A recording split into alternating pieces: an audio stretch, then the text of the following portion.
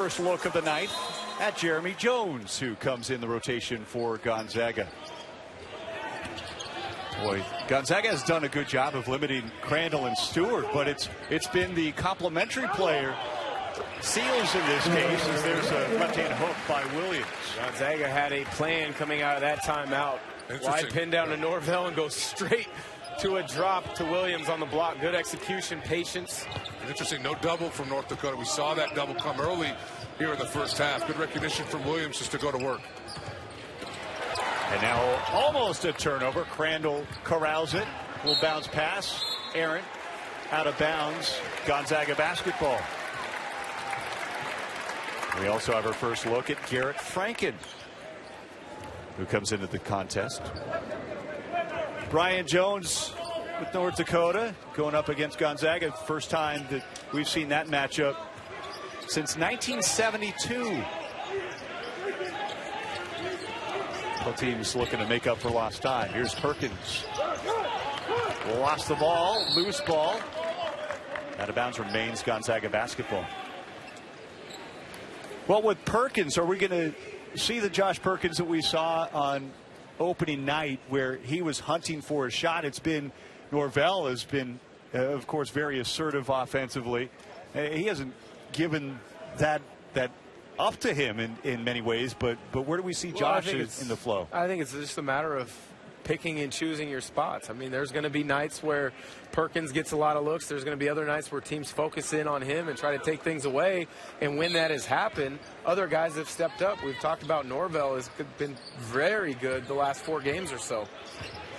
With 7 on the shot clock, Williams gets it out, poked loose. Perkins gathers it with 3 on the clock.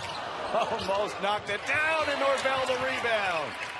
Hustle play leads to a Perkins 3, no good. Last touch by Norvell out of bounds, but what a sequence. Perkins put in a difficult position, the shot clock winding down, having to shoot the 30-footer. But there's no hesitation. There can't be with the shot clock winding down there. On the second possession one, I really like that look there by Josh Perkins. When you're a knockdown shooter from the three-point line and you've got a wide-open look after an extra possession, you've got to let it go. Yeah, the best time to get that look is typically off the offensive rebound. I mean, yeah, when you're shooting just under 52% from 3, I suspect you've got the green light. Be hunting shots on every opportunity. Almost had his 34th three-point make of the season. He's in the top 25 in the country in three-pointers made this season. Tilly defending and picks it up after the Jones turnover. Gonzaga trying to get this efficient offense on track right now. They missed 11 of their last 15 from the floor. Entry pass denied. They try to get it inside to Tilly. Jones tries to chase it down out of bounds. Just error after error on the offensive end by both teams on that little stretch. Collectively now we're at 10 turnovers, a little over 10 minutes into the game, and this guy's just trying to make spectacular plays. I mean, Josh, it's a good read, but it's such a tight window. Just move the ball along, let your offense do a little bit more work. No good on the 3 by Norvell. Tilly could not get the rebound. 1-point ball game. GU up by 1, 15-14. Coming out that win at the University of Washington in Seattle.